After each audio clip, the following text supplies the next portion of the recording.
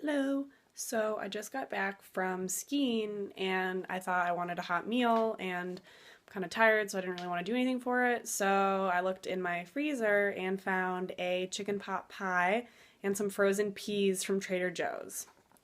So here's the chicken pot pie box. Looks pretty good. Um, and then I'll show you what it turned out like. This is the chicken pot pie. I thought it would look more like that with rich golden crust. I don't know what happened, but it doesn't look very good so far. Peas. Yum. Frozen peas. So looking at the frozen pea ingredient list, it's just frozen peas, so that's good. We're not getting tricked here.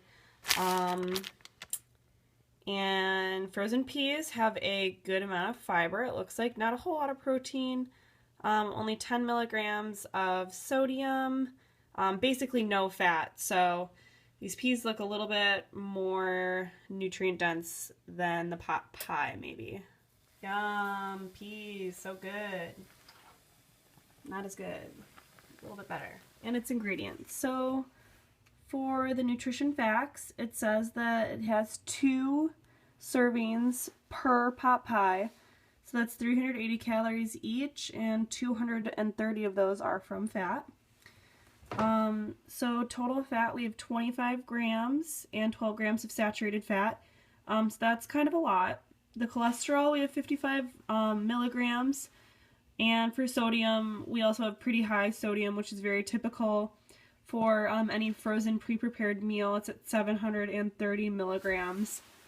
The American Heart Association recommends 1,500 milligrams per day of sodium only, so that would be almost half of that. For total carbohydrates, very low in fiber, so that's not something that we would really look for. The ingredients list is actually pretty impressive.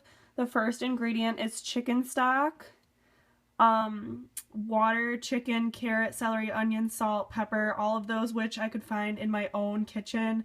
The pie crust is not whole wheat, it's enriched flour, so that was pretty impressive. I did notice that there was shortening for the crust, and that includes palm oil and soybean oil, which is probably where a lot of that fat's coming. Right there, you can see corn syrup. There's our sugar. Salt. There's the salt. Whole milk butter. So you can definitely see why this is a little bit heavy on the fat. But pretty much everything on the ingredients list I could find in my own kitchen, which I liked, and I thought that was very impressive and not typical of frozen meals like this. So a pea is picked when it's at its ripest. All of its vitamins, minerals, and nutrients are at their peak. They're flash frozen, typically within 20 to 30 hours of being picked, and actually that doesn't deteriorate a vast majority of any fruits or any vitamins or minerals that are in that pea or any fruit and vegetable. It's like what we talked about in class being nature's pause button. So it pretty much just preserves everything in there minus vitamin C, which is a very finicky vitamin. I would actually suggest to someone who asks me, it's February in Vermont, should I be doing fresh mangoes from City Market or frozen? And what's the difference between those two? And I would actually suggest frozen because a lot of the times what happens with vegetables and fruits that are coming from places like South America or definitely nowhere close to Vermont, like mangoes for instance, is that they're being picked weeks before they're ripe. They're then transported, shipped on a boat or what have you, atmospherically controlled and allowed to ripen on the shelf. So in that long, maybe 2 to 3 week span, the fruit actually loses a lot of its vitamins and minerals and freshness. It's not fresh at all when you know that if you eat a mango from City Market or Trader Joe's right now, it's just not fresh at all. So peas, frozen fruits and vegetables in general are something that I would recommend to a client who is looking to increase their fruit and vegetable consumption.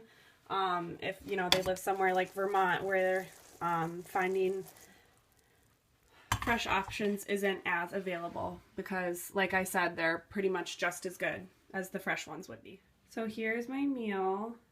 As you can see, the peas are pretty accurately portrayed on the packaging. It definitely doesn't, not trying to make the peas look flashy or make them look like they're anything, but they're not.